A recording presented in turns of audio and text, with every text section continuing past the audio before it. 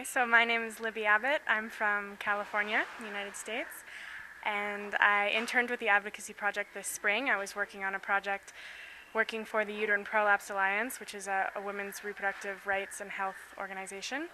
And I've extended that work. I've come to Kathmandu to work with the UPA, the Uterine Prolapse Alliance, and that's what I'm doing here in Nepal.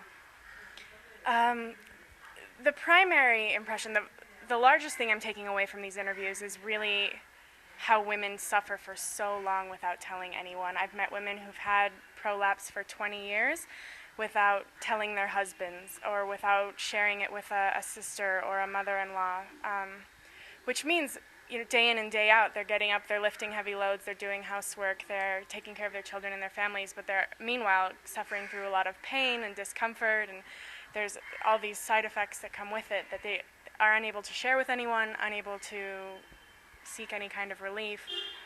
And I hear stories of women who have this until the day they die, when they're 80 years old, 70 years old. I've always had an interest in women's issues, particularly reproductive health. I've worked on that in the past, and this is exposing me not only to a new issue, but also to a new way of dealing with issues, moving from sort of a research background to understanding how advocacy works, how campaigning works.